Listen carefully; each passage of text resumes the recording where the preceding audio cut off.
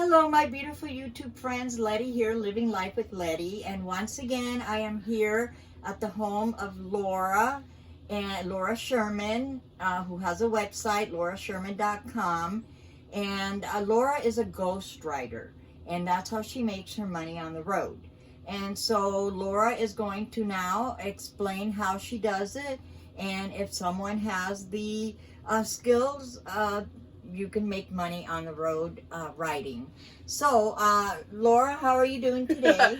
Oh, great day. It's a really wonderful day. It's been a lot of fun. First of all, what is a ghostwriter? A lot of people ask me that. And basically what I do is I write books for people. Some people write articles too, but I specialize in books. I write memoirs, I write fiction, I write business books, all kinds of books. And basically, it's somebody else's idea. It's their story, and I'm writing it for them. But I don't get credit. They're the author. So I'm the ghost. I'm invisible. But you get paid very well. I get paid up front. So I always work on the basis that I'm paid to write the book before the book is finished. So we do payments as it goes. And it takes me about a year, sometimes a year and a half, sometimes more, to finish the book. Mm-hmm. It's usually 200, 300 pages, which is maybe 50,000, 75,000 words.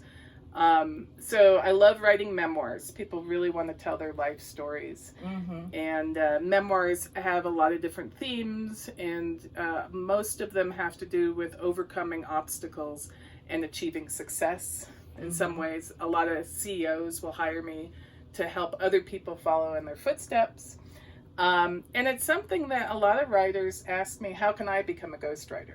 Now, some people don't like the idea. I'll be honest. Some people think, I want to write my own books. I want to publish them. I want to earn a living that way. And I think that's great. That's fantastic. But I really enjoy what I do because I get to help people fulfill their dreams. And how do you get customers? They come through my blog. Okay. So I have a blog. I blog a lot about how to write. And how to actually become a ghostwriter too, and all sorts of aspects, how you interview a ghostwriter, what kind of questions a ghostwriter will ask you, and then getting into how to write dialogue, how to do descriptions, how to write your own memoir. A lot of people want to write their family stories, so they come in and they Google or use Bing or whatever search engine, and they find my blog articles, and some of them just write their own books from that. And I've written over 100 articles. Wow. So I really want to help people write. And some of people decide they don't have the time because it takes a while. It's a few hundred hours to write a book and to, go through all the processes. So then they decide to hire me. And I charge $1 per word to ghostwrite. And I've been doing this for about 20 years. And you do the editing as well? I do some of the editing. So I go through an editing process myself where I edit and then I send it to an outside editor. But if a person's going through a publisher, they're going to run through a few editors. And if you're self-publishing, then we talk about that in different options because there's a lot of different kinds of editors. Right. So, and if someone is new and they feel like they can write, what advice would you give them? First off, one thing is you said that if they're new, right. Now are they new to writing or are they new to a business as writing? That's the question. So if they're new to writing, it's hard to make a living on that. My biggest, strongest advice is to write and read and write and read. So I suggest that people read books that they enjoy reading. So, if you're interested in dialogue-driven novels and you want to write that, read a lot of dialogue-driven novels. And if you want to write a memoir, read a lot of memoirs. So that's very important. And then write and write and write up a storm. Now, if you're an accomplished writer, you've written a few books, and you want to actually branch into ghostwriting, then the biggest thing is you have to wrap your mind around becoming a business person. And you have to be okay with sales. So you have to put yourself out there a little bit and say, this is what I charge. I think the biggest mistake writers make is they agree to do a project for way too little money. And I sometimes coach writers on this because I love writers, I love entrepreneurs, and I want to help. So I recently ran across a woman who actually offered to do a book for somebody for $250. Oh, wow. Yeah. And she ran into trouble because that's not possible. Yeah. You can't earn a living on that. So she ended up, we talked about different fees that she could charge. And it really comes down to calculate, let's say 200 hours and figure out what you want to make per hour, then bid accordingly. But that's the biggest issue, is people don't charge the right amount. The industry standard is anywhere from 50 cents to $2 a word. So I'm like in the middle somewhere. Mm-hmm. Yeah. Well, I hope that this has been... Stop. And so what kind of books do you like to write? I like to write a lot of different kinds of books, but I'm very particular in the client and the subject. It has to be ethical. It has to be something that helps people in some way. I get actually a lot of requests that I decline, which talk about abuse, and there's no happy ending.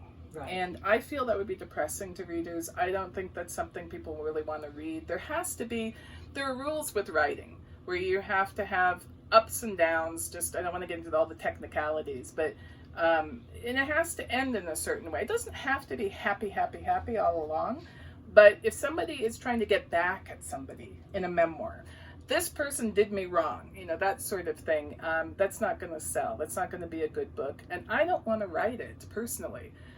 They're welcome to write it. I'm not going to stop them, and I'll help them in any way I can, but I wouldn't take that client on.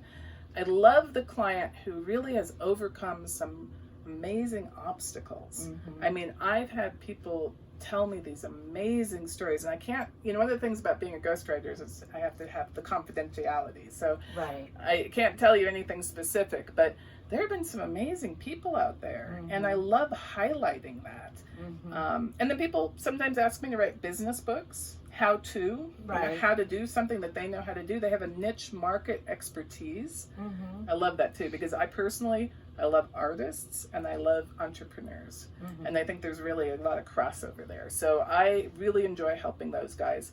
And then believe it or not, I get to write fiction, mm-hmm. which is fun, which is good. And, again, some people say, well, they're just going to write it themselves. And then I try to help them with that. And how to, again, with my blogs and, mm-hmm. and just advice. Right. And for those, we did a video, I did a video, a couple of videos ago, I think, with Laura, and I mentioned her website. And for those, if you go to her website, for those that are not very techy, there are 3 little lines up on top of the right hand. If you click on those 3 little lines, it's gonna bring a menu, and you'll find her blog. If you go to her blog, there is a wealth of information in there. It's all free. And I think that if anybody's interested in this, that would be a good place to start, the blog. Thank you very much. Yeah, so please do visit my blog and feel free to comment and email me, and I'll try to help you as much as I can. Okay, well, that sounds wonderful. So I hope that you got something out of this. If you're thinking of making money while you are living the nomad life, if this is something that you think that you can do it. And as you can see, Laura is making a living doing it, so it is possible. So anything else you want to add? No, I mean, you can write articles instead of books, but again, I would pick a per word bid. So I would figure out the word count and bid accordingly. Articles are a little harder to make money at because unfortunately there are a lot of people selling their skills for too little. But it's, and also people ask, where you get your clients. You ask that. It's a good question. I have a blog. You can start a blog and you can, invite people to ask you questions, or you can ask people that and start there, who's writing a book, and see if anybody needs some help and get some practice that way. Mm-hmm, mm-hmm. Well, that sounds wonderful. Thank you so much again for allowing me to come into your home and for giving us all this wonderful information.